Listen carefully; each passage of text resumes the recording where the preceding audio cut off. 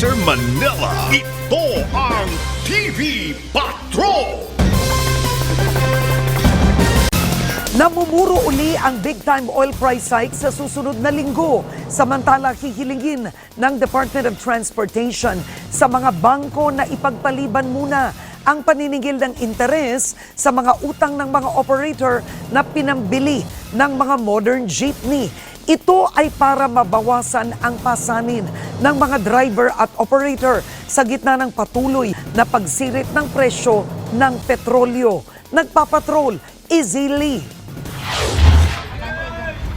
Halos malubog na sa utang sa kanyang kooperatiba ang 73 anyos na modern jeepney driver na sa Epifanio. Ang kanyang arawang kitang 4,000 piso ay napupunta lamang sa pambayad sa diesel. Dahil dito, hindi niya nababayaran ang arawang boundary sa kooperatiba na nakalaan sa ng panghulog ng kanyang unit.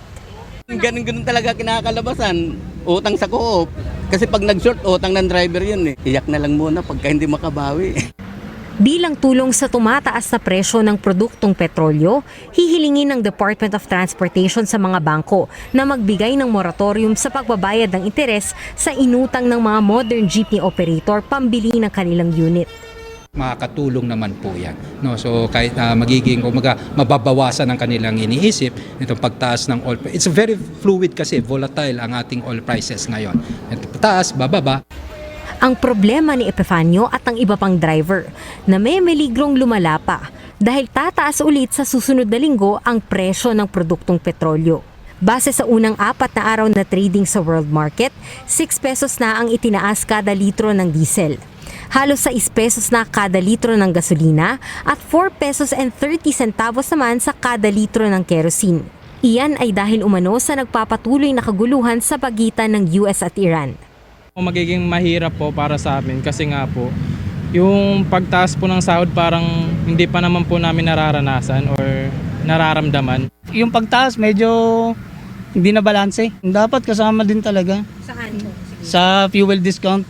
Ayun ang ano namin. Kasi mahirap eh. Masyado mataas yung gasolina. Sa estimate naman ng ilang stakeholder, pwedeng umabot hanggang halos 7 piso kada litro ang itataas ng diesel at hanggang 6 pesos kada litro naman sa gasolina. Pinag-aaralan pa rin ng LTFRB ang pagpapalawig ng 10 peso fuel discount program ng gobyerno para makinabang din ang iba pang uri ng mga PUV. Easily, ABS-CBN News. Sumbadsad ang piso kontra dolyar sa pinakamababang halaga nito sa kasaysayan. Nagsara ang palitan sa higit 61.847 pesos. Nahigitan na nito ang record low ng piso noong Mayo at nito lang Huwebes. Tiwala pong ilang ekonomista na pwede pang lumakas ang piso dahil sa mga pulisiya ng pamahalaan, pero depende pa rin ito sa ilang bagay, gaya ng nagpapatuloy na sigalot ng Amerika at Iran sa gitnang silangan.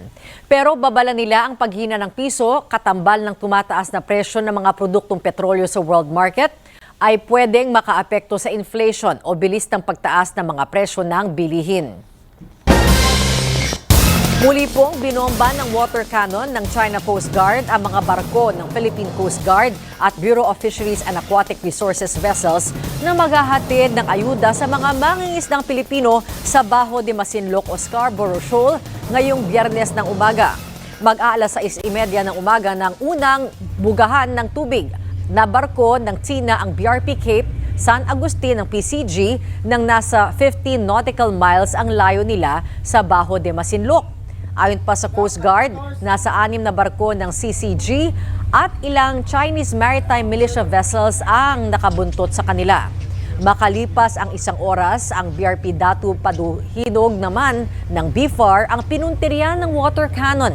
Ayon kay Rear Admiral J. Tariela, tagapagsalita ng PCG sa West Philippine Sea Concerns, lumapit pa ng hanggang 7 metro sa kaliwang harap na barko ng BFAR. Wala pang kalahating oras na direct hit ng water cannon ang Datu Paduhinog at muli, pagsapit ng alas 8 ng umaga at bago mag alas 9, nagkawala ulit ng tubig at isa pang barko ng CCG sa BRP Datu Cabaylo ng BFAR. Sa kabila po nito at iba pang aksyon ng mga barko ng China, Wala namang nasaktan o permanenteng nasira sa panig ng Pilipinas.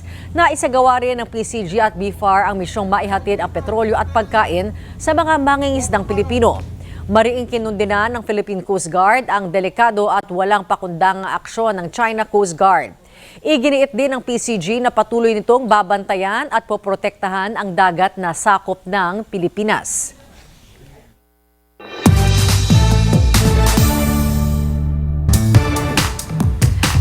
Gretchen, ano ang ganap ng mga kapamilya stars sa abroad?